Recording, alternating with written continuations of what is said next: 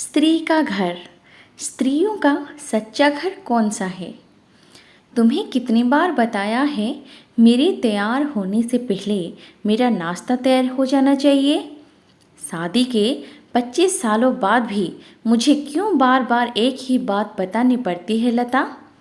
तुम्हें क्या है, तुम तो आराम से घर पर रहोगी, मुझे काम पर जाना पड़ता है। तुम होगी हमेशा बेवकूफ़ जैसी हरकत करती हो। अगर तुम ये जानबूझकर करती हो तो याद रखना, मुझसे बुरा कोई नहीं होगा। आज भी प्रशांत का पारा चढ़ा हुआ था। इन कटु शब्दों में अपना गुस्सा उतारते हुए, गीला तौलिया कुर्सी पर फेंकते हुए प्रशांत गुस्से से लता की तरफ देखने लगा। लता के लिए प्रशांत का ये बेवजह का गुस्सा कोई नई बात नहीं थी। वो महीने में 3-4 बार ऐसे ही लता पर बरस पड़ता था। पहले पहले लता उसका विरोध किया करती थी, लेकिन जब कई सालों तक प्रशांत में कोई बदलाव नहीं दिखा तो लता ने खुद को ही बदल दिया। अब प्रशांत के कुछ भी कहने से लता को कोई फर्क नहीं पड़ता था। प्रशांत की हर बात वो चुपचाप सिर नीचे झुकाए सुन लेती थी।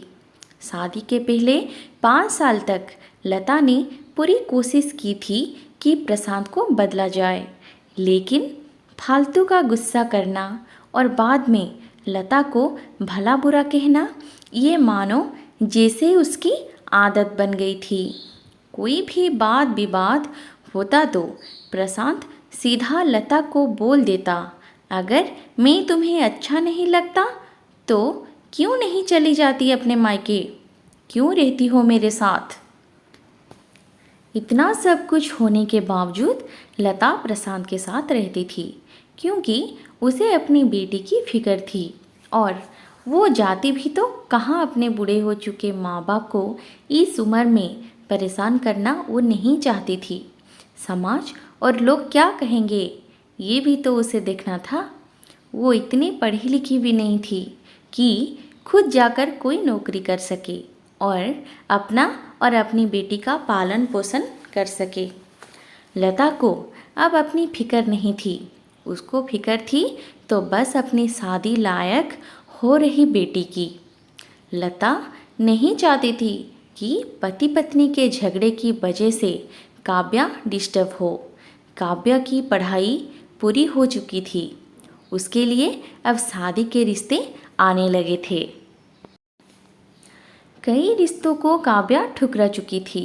2-3 महीने बाद एक अच्छा रिश्ता आया। रिश्तेदारों और पहचान के लोगों ने भी लड़के के बहुत गुणगान किए थे। प्रशांत एक शाम अपनी बेटी के पास बैठकर उसे बताने लगा, काव्या बहुत अच्छा लड़का है, पढ़ा लिखा है, बड़ा घर है, बहुत अच्छी नौकरी है। ऐसे रिश्ते बार बार नहीं आते बेटा, इस बार मना मत करना। काव्या अपने पिता से ज़्यादा बात नहीं करती थी। शायद डरती थी या शायद नफरत करती थी, लेकिन आज वो अपनी पूरी हिम्मत इकट्ठा कर बोली, मुझे अभी शादी नहीं करनी है पापा, मैं नौकरी करना चाहती हूँ, खुद अपने पैरों पर खड़ी होना चाहती हूँ। हाँ, तो उसमें क्या बड़ी बात है? मैंने लड़के से बात की है, वो तुम्हें किसी बात के लिए नहीं रोकेगा। तुम शादी के बाद ही नौकरी कर सकते हो, वो तुम्हें नौकरी के लिए परमिशन दे देगा। प्रशांत बोला, मेरा नौकरी करना या ना करना उसकी परमिशन पर क्यों डिपेंड रहेगा पापा? काव्या ने पूछा। मैं कह रहा हूँ ना, तुम्हें किसी भी चीज़ की कमी नहीं होगी वहाँ। ऐसे रिश्ते बार बार नहीं आते, इसे ठुकरा मत, बहुत खुश रहोगी तुम वहाँ। प्रशांत ने बोला, पापा क्या मैं उतनी खुश रहूँगी जितनी मम्मी इस घर में खुश है? काव्या ने तंज कसते हुए कहा, आज तुम्हारी जवान कुछ ज़्यादा नहीं चल रही?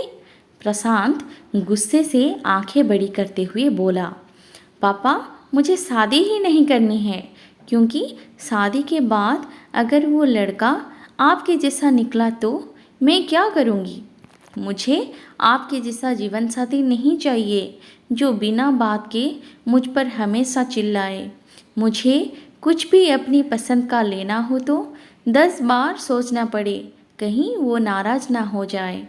मेरी तबीयत कैसी भी हो उसे परवाह ना हो। रोटी थोड़ी सी भी मोटी बन जाए तो घर सर पर उठा ले।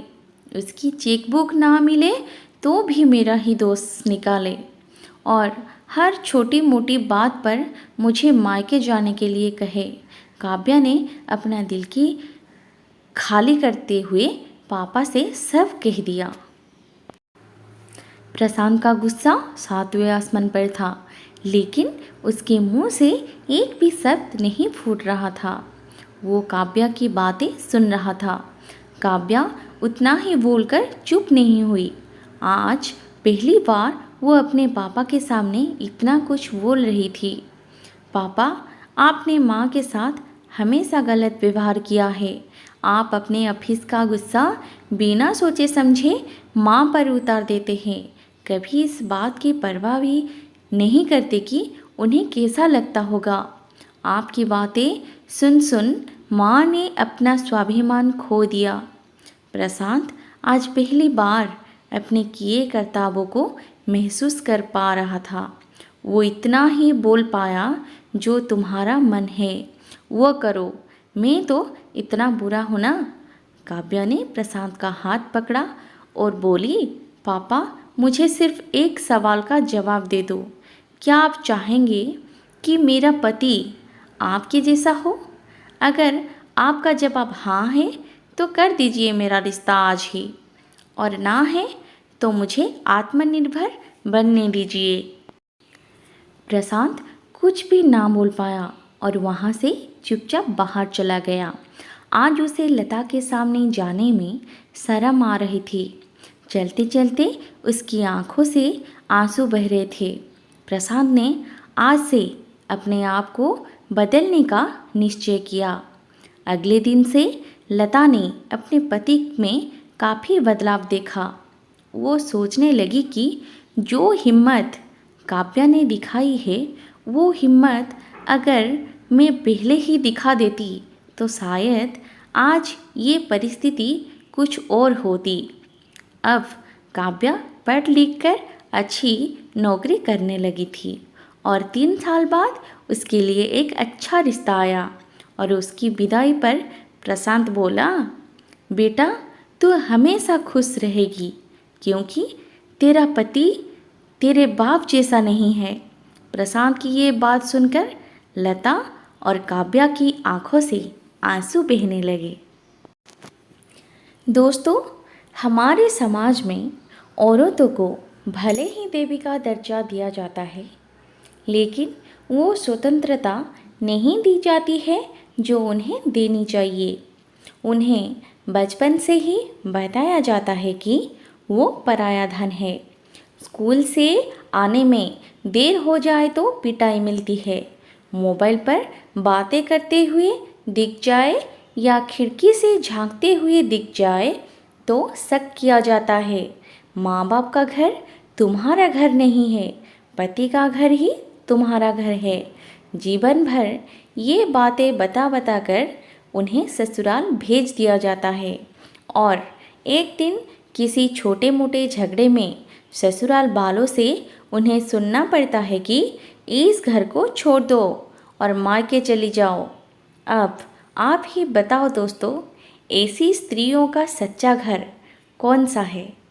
आखिरकार वो किस घर को अपना कह सके?